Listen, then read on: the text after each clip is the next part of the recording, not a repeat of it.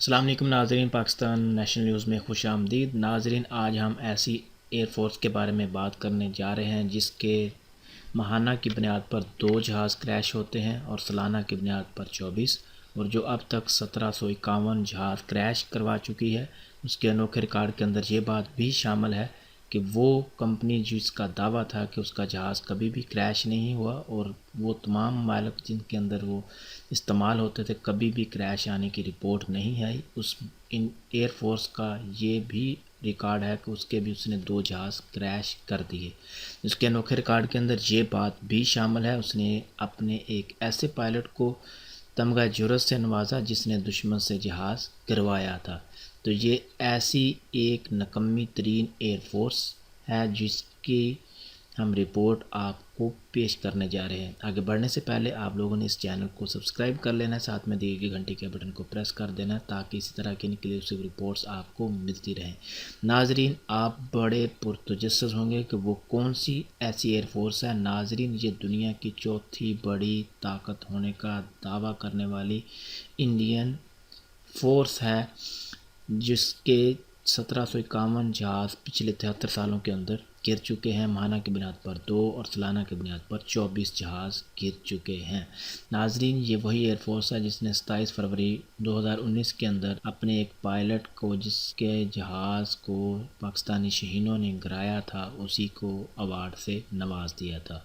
तो आइए ये रिपोर्ट उन्हीं के एंकर पर्सन की ज़बानी आपको सुनवाते हैं। आज ये समझने का दिन है कि भारतीय सेना में विमान क्रैश की इतनी ज्यादा घटनाएं अक्सर होती क्यों हैं। और आप सब लोग भी याद करके देखिए, लगभग हर 2-3 महीने में आपको ये खबर कहीं ना कहीं देखने को, पढ़ने को, सुनने को मिलती है कि भारतीय वायुसेना का कोई प्लेन क्रैश हो गया। और अब तो हमें ऐसी आदत पड़ चुकी है कि जब किसी फाइटर जेट के क्रैश होने की खबर आती भी है तो ज्यादा ध्यान नहीं देते लोग, क्योंकि लोगों को अब इसकी आदत पड़ चुकी है। वर्ष 1948 से 2021 के बीच, यानी पिछले 73 वर्षों में सेना के 1751, ये फिगर आप याद रखिए, 1751 एयरक्राफ्ट और हेलीकॉप्टर्स हम क्रैश करा चुके हैं सेना के अब तक, आजादी के बाद से। यानी इस हिसाब से हर वर्ष औसतन 24 और हर महीने सेना के 2 विमान दुर्घटनाग्रस्त हो जाते हैं। सोचिए ऐसा क्या है कि औसतन हर महीने इतने दुर्घटना हो रही है हमारे देश में। अगर बात सिर्फ 1994 से 2014 के बीच की हम करें, 20 साल की बात अगर करें, तो इस दौरान भारतीय सेना के 394 एयरक्राफ्ट और हेलीकॉप्टर्स क्रैश हुए हैं। सोचिए, 94 से लेकर 2014 तक 394 हेलीकॉप्टर्स और एयरक्राफ्ट हमने क्रैश करा दिए।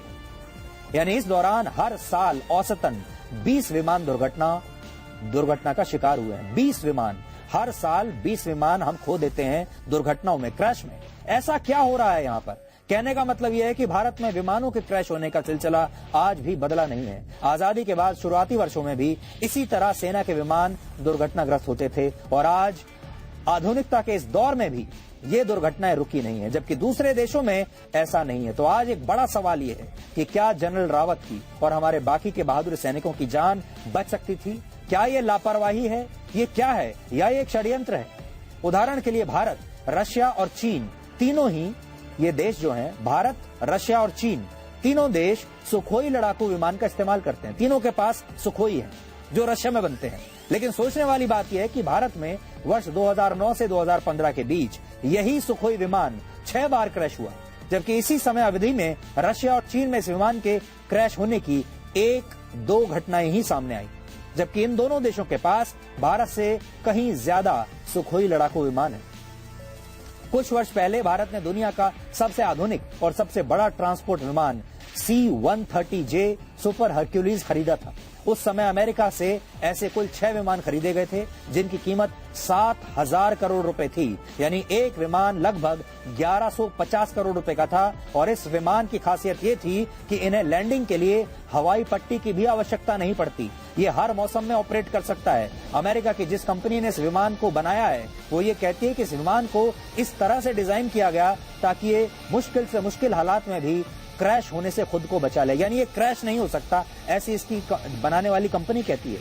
और भारत को छोड़कर जिन देशों में ये एयरक्राफ्ट इस्तेमाल होता है वहां इसके क्रैश होने की कोई घटना नहीं हुई, लेकिन भारत के मामले में ये तस्वीर भी अलग है। भारत में वर्ष 2014 में ही एक C-130J सुपर हरक्यूलिस विमान क्रैश हो गया। इस हादसे में 5 लोगों की मृत्यु हुई थी और भारत सरकार ने अपनी जांच रिपोर्ट में यह माना था कि यह हादसा पायलट की गलती की वजह से हुआ, क्योंकि उसकी ट्रेनिंग में कुछ कमियां थी।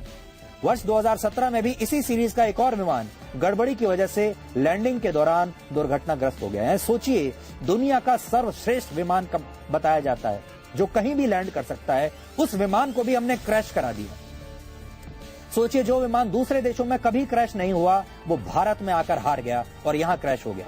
भारत में प्रतिदिन 4 से 5 हजार यात्री विमान उड़ान भरते हैं। 4 से 5 हजार जो पैसेंजर सिविलियन प्लेन्स जो हैं, जिनमें आप सब लोग यात्रा करते हैं, जो अलग अलग एयरलाइंस में उड़ते हैं, वो हमारे यहाँ उड़ान भरते हैं, जिनमें लाखों यात्री सफर करते हैं। जबकि एक अनुमान के मुताबिक सेना में प्रतिदिन ट्रेनिंग और दूसरे कामों के लिए केवल 200 विमान ही उड़ान भरते हैं। तो सोचिए, कहां हमारे देश में 4 से 5 हजार उड़ान भरी जाती हैं।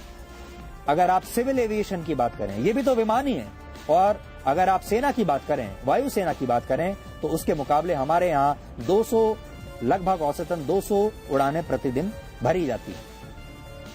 हालांकि ये संख्या कम और ज्यादा भी हो सकती है, एक औसत हमने आपके लिए आज निकाला है, लेकिन इसके बावजूद यात्री विमानों की तुलना में सेना के विमान कहीं ज्यादा क्रैश होते हैं। 1945 से 2021 के बीच पिछले 76 वर्षों में 95 यात्री विमान क्रैश हुए हैं।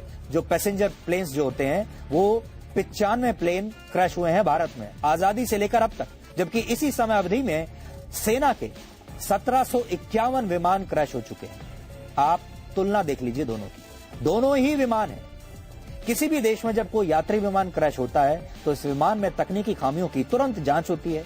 कई मामलों में जांच होने तक उस सीरीज के, उस कंपनी के यात्री विमान के इस्तेमाल पर प्रतिबंध लगा दिया जाता है। जैसे वर्ष 2018 में बोइंग 737 मैक्स सीरीज के 2 यात्री विमान क्रैश हो गए थे, जिसके बाद भारत समेत ज्यादातर देशों ने इसके इस्तेमाल पर प्रतिबंध लगा दिया था। लगभग 1.5 साल तक ये विमान रनवे पर ऐसे ही खड़े रहे, उड़ाया नहीं गया इन्हें, लेकिन सेना में इस प्रक्रिया को शायद अपनाया नहीं जाता। उदाहरण के लिए भारत में वर्ष 2012 तक मिग सीरीज के 872 में से 482 विमान क्रैश हो गए। 872 में से 482 विमान क्रैश हो गए। आधे से ज्यादा समय के साथ ये दुर्घटनाग्रस्त होते चले गए। लेकिन इसके बावजूद इन विमानों का इस्तेमाल कई दशकों तक हम ऐसे ही करते रहे, हमने इनको रोका नहीं। वर्ष 2016 में जी न्यूज की एक टीम इसी Mi-17 हेलीकॉप्टर पर सवार हुई थी और हमारी टीम ने हवा में उड़ान भरते हुए इस हेलीकॉप्टर की शक्तियों को बहुत करीब से देखा था, इसके फीचर्स को बहुत करीब से देखा। आपको ये रिपोर्ट देखकर आज हुई दुर्घटना पर यकीन नहीं होगा और आप सोचेंगे कि इतना शक्तिशाली हेलीकॉप्टर जिसे आंखें बंद करके उड़ाया जा सकता है, वो अचानक से क्रैश कैसे हुआ और इस दुर्घटना ने देश के इतने बड़े जनरल की जान कैसे ले ली। जी हाँ नादरीन, तो आपने इस रिपोर्ट को मुलाजा किया। इस रिपोर्ट के बारे में आपका क्या कहना है कमेंट सेक्शन में ज़रूर बताइएगा और ज़्यादा से ज़्यादा लोगों को शेयर कीजिएगा ताकि उन्हें इंडियन एयरफोर्स की असलियत का पता चल सके। और मुझे दीजिए इजाज़त। अल्लाह हाफिज़।